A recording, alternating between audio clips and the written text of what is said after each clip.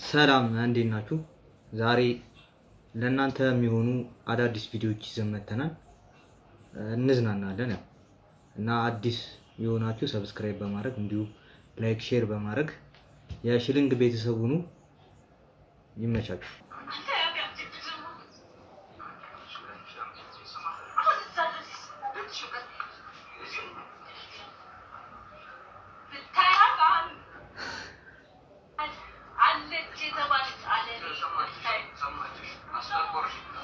ሴቶች ስትወሩ ግን ማለት ነው የሆነ ቀስ ብላችሁ ነው እንጂ ምንድነው የሚያመጡ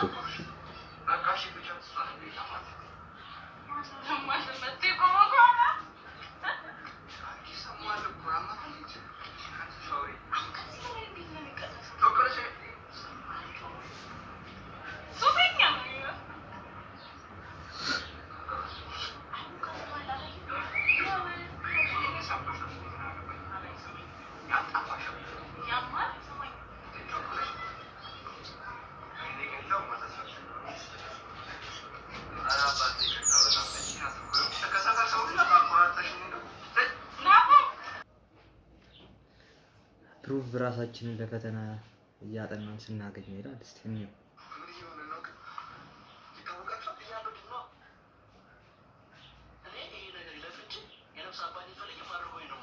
الجزائرية التي تمكنت من تحقيق هذه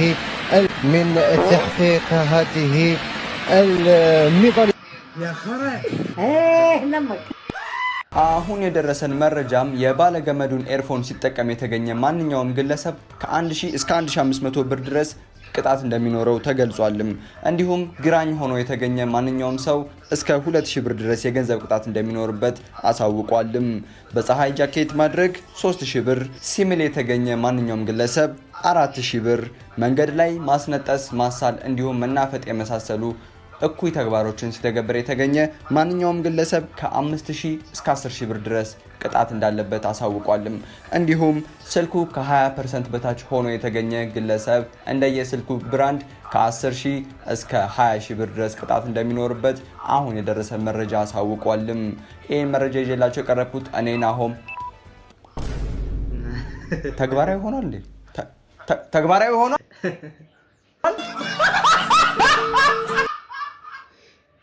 የመጀመሪያ ተቀቂ ራሷ ናት። 500 ሺህ ብር ቅድሚያ ከፍላችሁ የቀረውን 1.2 ሚሊዮን ብር ደግሞ ባንክ እናመቻችላችሁን ሂማን ሄር ላሳያችሁ። ይሄንን 14 ኢንች ብራ እኔ ቤት ወስዶኛል ማለት ነው። አሁን ስትሬት ሄር ቦሌ ዋርካ ታወር ፈርስት ፍሎር 15 ቁጥር ካሽ 500 ሺህ ብር ይዘው ሲመጡ የቀረውን 1.2 ሚሊዮን በባንክ አመቻችተን በደስታ እንልኮታለን። አይን እያየ ነው መንግስት ለአንድ ብር ፌስታል 5000 ብር ቅጣት ነው የሚቀጣል። ኧረ ተው ሴቶች። አንድ የዘገመች ዶሮ አለችኝ ማለት የዶሮ ዘገምት በእርግጠኝነት እሷ ነው የምትሆነው። እቺ ጫጩት የፈለፈለችው ማለት ነውና አራት ጫጩት አይደል የነበራት፣ አንደኛውን አስገደለችው። እንዴት አድርጋ እንዳስገደለችው እንገራችሁ። ሰሞኑን ኃይለኛ ዝናብ እየዘነበ ነው፣ በረዶ የቀላቀለ ምናምንና የሀገር ማት መጠለያ ነው ያለው። በረቱ ውስጥ ይገባሉ ምናምን ብቻ የፈለጉበት መጠለል ይችላሉ። ዶሮ ይጠለላል። እሷ ምን ብታረግ ጥሩ ነው?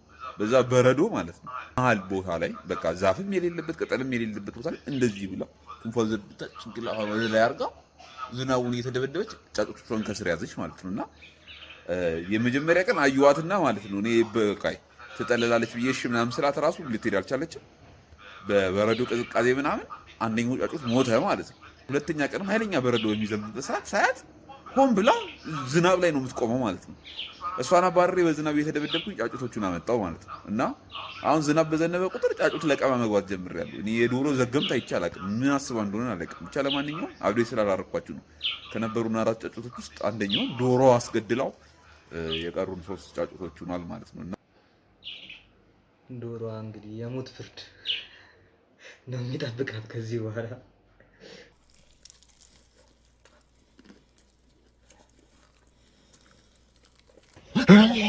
ጉድሽን ሰብስቢ። ትልቅ ሰው አይደለሽ? ዝላይ ትጫወታለሽ በዚህ ጊዜ። ምን አንተ አገጭ ላይ ጸጉር አብቀለ ስታበቃ እርግጫ በዚህ እድሜ አንተ እንግዲህ ልጅ አንተን ከፍ ጋር ጠርዝ ቤት ግማ ገመገበ እኮ ነው። ወላጅ ካላመጣሽ እንዳስተወሪ፣ ወላጅ ካላመጣሽ እንዳስተወሪ። በድሉ በድ ልጅነቴ በድ ልጅ ምን ማለት ነው? በድ ምንድነው?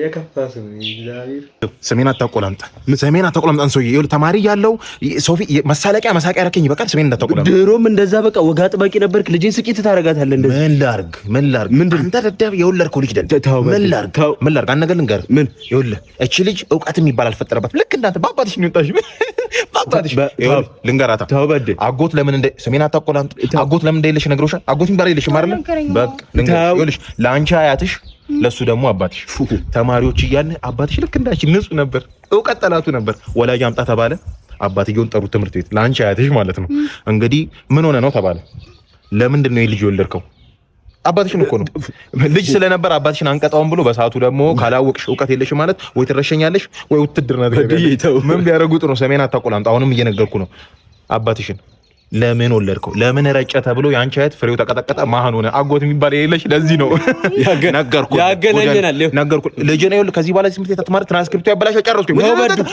ያገናኘናል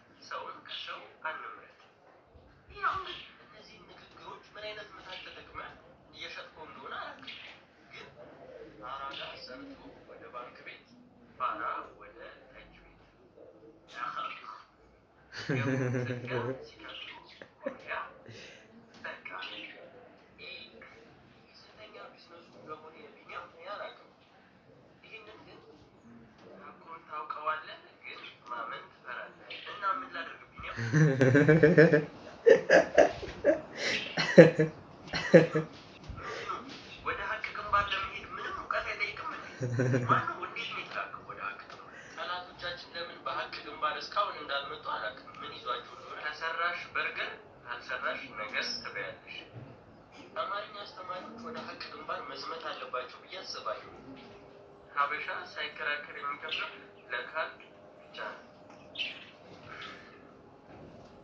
ስሙን ከዛ ስም አለ ማይተዋት ነገር ኢትዮጵያ እንደሆነ ያስታውቃል ከኢትዮጵያ ወደ መጣፍ አይተፈቀደም እዚህ ቢዝነስ ውስጥ መግባት ነው ያለባቸው ያው የመጣልኝን አንድ ሀሳብ ይንገራል ሀብታም ታክሲ ውስጥ በታክሲ የሆነ ተሳትፋችሁ ውጤታማ ላትሆኑ አትችሉ ባትችሉ ስንት እንደሚሸጡ ብዙዎች አላውቅም ግን ዝም ብላችሁ በቃ የሚገርም ጥቅስ ብቻ ጀምሩ ቢኒያም ከሀቅ ግንባር ግን ተመለስ ኧረ ቢኒ ይመችሽ በቃ ዘላለሁ ማንም ሰው ዘላለሁ ወንድሜ ቆይ እንዳትዘል ራስህ እንዳታጠፋ ምክንያት አይሆን እንጂ ምንድን ነው ምኖረው ቆይ አንዴ ጠብቀኝ ዶሮ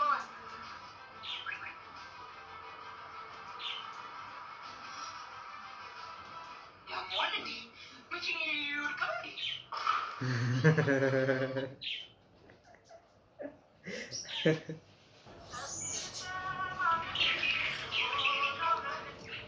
ምንድን ነው ፍንጭታቸው በርዷቸው ነው የሚመስለው ያወለቁት እግዚአብሔር